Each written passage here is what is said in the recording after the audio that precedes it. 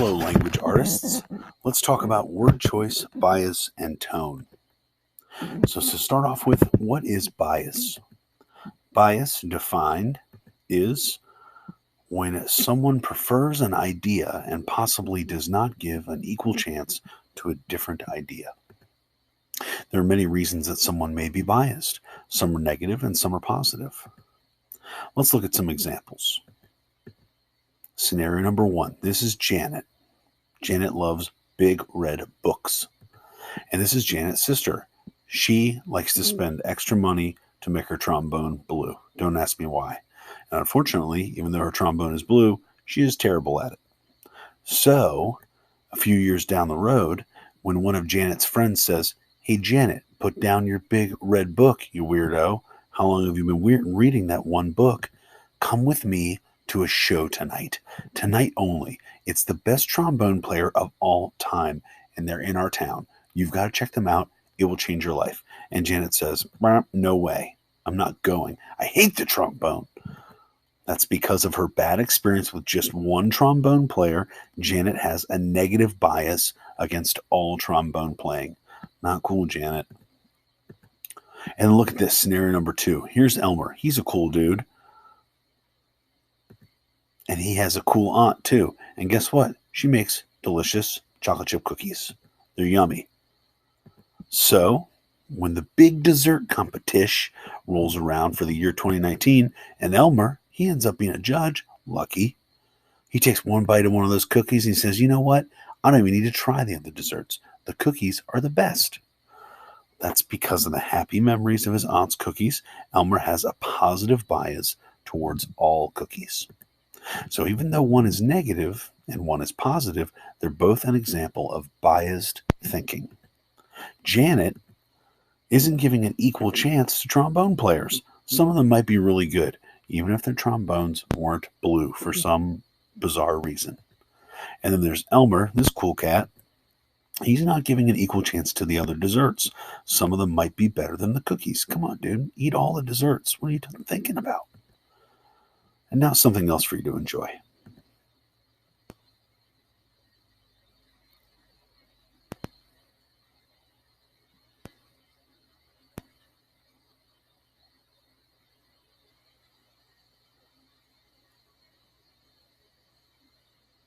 You are welcome.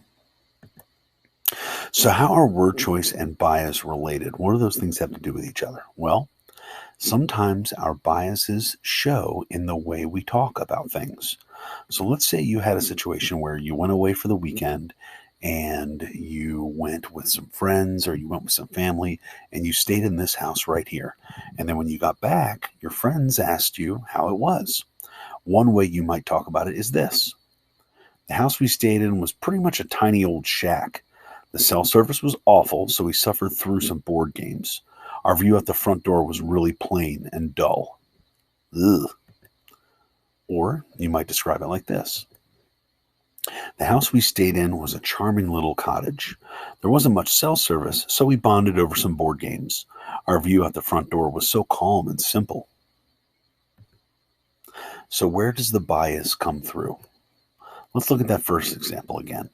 "The house we stayed in was pretty much a tiny old shack. The cell service was awful, so we suffered through some board games. Our view out the front door was really plain and dull." So how could we tell where this person's bias was? How could we tell how they felt about the experience? The first thing is they describe the house as a tiny old shack.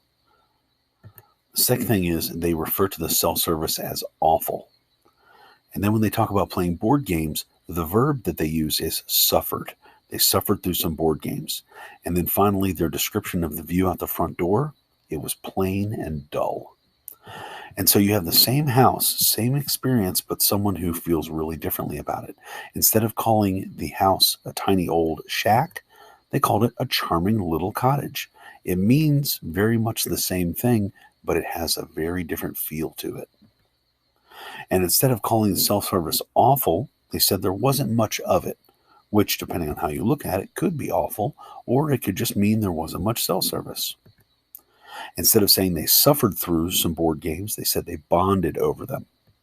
And then finally, they describe their view out the front door as being calm and simple. So this person on the left had a negative bias, and the person on the right had a positive bias. We could tell their bias because of their word choice. So, how does that relate to tone? An author's tone is their attitude towards the subject they're writing about. So, how would we describe the tone of this passage? The house we stayed in was pretty much a tiny old shack. The cell service was awful, so we suffered through some board games. Our view out the front door was really plain and dull. Well, some words we can use to describe that author's attitude about their time there: negative, angry, perturbed, vocab words in action, and then bored. All of those might be ways you could describe the tone. And then our second example, the house we stayed in was a charming little cottage, wasn't much self-service, etc., etc. What would we say was the author's attitude about what they experienced? It was positive. It was optimistic, which means you're able to look at the bright side of things. Laid back and happy, just happy. So how do these things all connect together? Well, first you have your bias. It lives in your brain. Sometimes you're not aware of it, and sometimes you are. And because of that bias, that really affects the words that you choose. And when you pick certain words and talk about things in a certain way, that affects the tone that your writing or your speaking has. So which one of these has a tone that is humorous? Option A. Here we were, piled into a barn, and all because Kyle lost a stupid dare. It was a stinky idea to sneak up on a donkey, and the only thing stinkier was the smell of animal dookie all around us. I pretended to sniff my armpit and act like that was the smell, which cracked Janet up. Mission accomplished, I thought to myself. And now here's B. We were crammed into the eerie, shadow-filled barn, peering through the cobwebs and hoping to sneak up on the donkey. Something darted out from under me. It may have been just a mouse, but my imagination went wild, and I began to picture the beady red eyes and blood-stained teeth of a horrific rat. Which one is humorous? It's A. And here's why. It doesn't mention spooky or scary things. It makes the situation sound harmless and silly. It uses funny words like dookie. The narrator does funny things, and the passage actually includes somebody laughing. So the tone here is definitely humorous.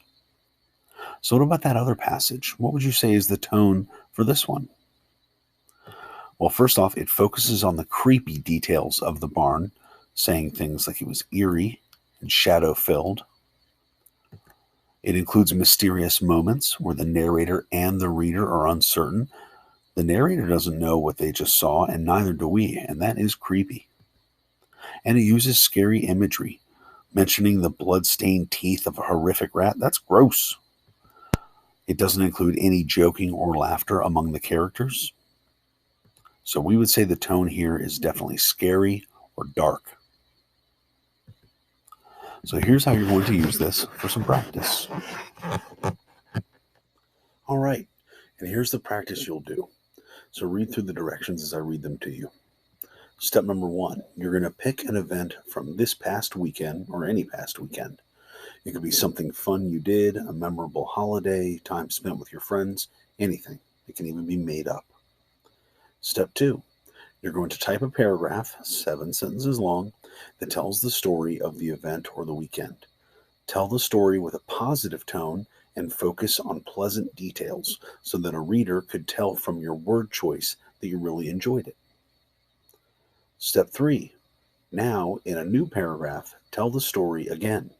This time, pretend you're complaining about the event because you didn't like it.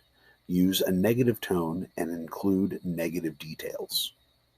And then number 4, after writing both paragraphs, go back and use the highlighting tool to highlight where your word choice helped to demonstrate your tone.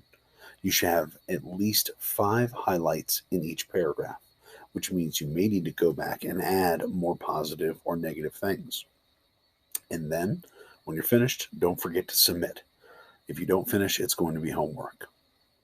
Here's how it's going to be graded.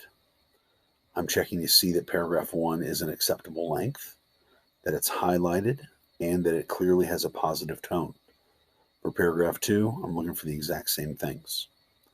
Here it says use the spaces provided to fill in your answers. So first tell me just really briefly which event or memory you're using, and then here's a space to type paragraph 1 and a space to type paragraph 2. As you type, those boxes will get bigger. Do not forget to submit when you're finished. If you need a little bit of help or you want to see an example of when this has already been done, just go further back in the video and rewatch the portion that talks about the examples from the cottage or the shack.